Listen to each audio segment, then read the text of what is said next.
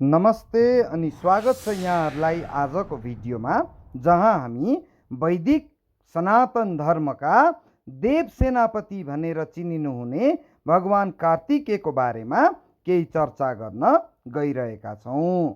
परापूर्व कालमा तारकासुर नामक एक दैत्य थियो, जो एकदमै बलशाली थियो र आफ्नो बलको आडमा सधैँ अधर्मी कार्य मात्र गर्यो। कुनै धर्मका कार्य हुन दिँदैनथ्यो, ब्राह्मणको हत्या गर्थ्यो र संसारभरि पाप कर्मद्वारा आफ्नो वर्चस्व जमाएको थियो, किनकि भगवान ब्रह्माद्वारा उसलाई आशीर्वाद थियो कि उसको वध शिवपुत्रबाट मात्र सम्भव थियो। तर महादेव भने त्यो बेला गहिरो समाधिमा हुनुहुन्थ्यो। सारा संसार लागि परेर महादेवलाई बोलायो, तर उहाँ आउनु भएन।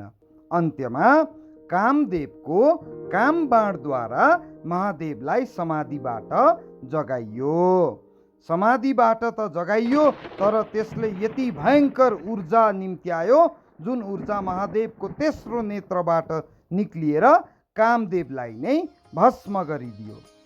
यद्यपि यथार्थ थाहा पाए पछाडि महादेवले त्यो दैत्यको अन्त्य हुने आश्वासन दिनुभयो र महादेवको वीर्य तेज रूपमा अग्निले धारण गरे। अग्निले धान्न नसके पछाडि गङ्गालाई दिइयो, तर गङ्गाले पनि धान्न नसके पछाडि सारकण्डु नामक पर्वतको एक विशेष सरोवरमा सुरक्षित राखियो, जहाँ बालक कार्तिकेयको जन्म भयो। उहाँको रक्षा 6 जना कृतिकाहरूले गर्नुभएको थियो। ती 6 जना आमाहरूको नाम शिवा, सम्भूति, प्रीति, सन्नति, अनसुया र क्षमा थियो।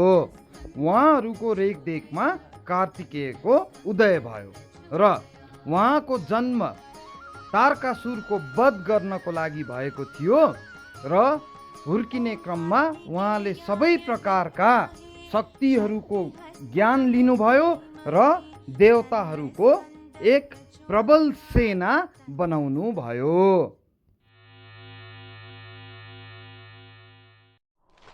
त्यस पछाडि दुवै सेना बीच अर्थात् देव सेना र असुर सेना बीच एकदमै भयङ्कर युद्ध भयो। यति ठुलो युद्ध भयो कि त्यो इतिहासमा एउटा स्वर्ण अक्षरमा लेखियो र अन्त्यमा भगवान कार्तिकेयले यस संसारलाई त्यस पापी तारकासुरबाट मुक्ति दिलाउनु भयो, अर्थात् तारकासुरको वध गर्नुभयो।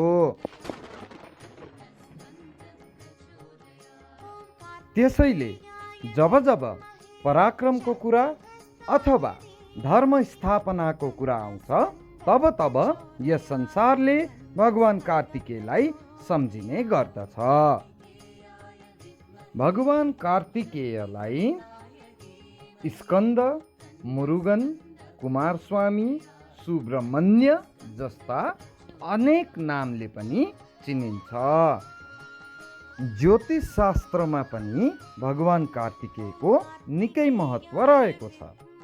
अवतारमा मेष राशिका अवतार र ग्रहमा मङ्गल ग्रहसँग सम्बन्धित भनेर उहाँलाई चिनिन्छ। मेषले कुनै पनि नयाँ कार्यको थालनी जनाउँछ, तसर्थ केही पनि नयाँ काम गर्नुभन्दा अगाडि भगवान मुरुगन अर्थात् भगवान कार्तिकेयको स्तुति गरेर गर्दाखेरि सफल हुन्छ भन्ने मान्यता रहेको छ।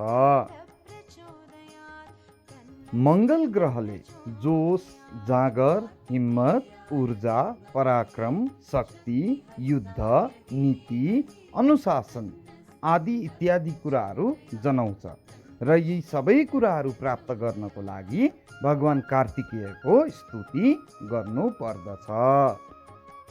उहाँकै कृपाले कुनै पनि व्यक्तिको जीवन रोकिएको वा अड्किएको जस्तो भएको छ भने त्यो पनि सुचारू हुन्छ र सफलता पनि प्राप्त गर्न सकिन्छ। भगवान स्कन्दकै आशीर्वादले कुण्डलीमा रहेको कुनै पनि प्रकारको माङ्गलिक दोषको नकारात्मक प्रभावबाट पनि जोगिन सकिन्छ। त्यसैले सबैजनाले भगवान कार्तिकेयको स्तुति गरौँ र जीवनमा सफल बनौँ।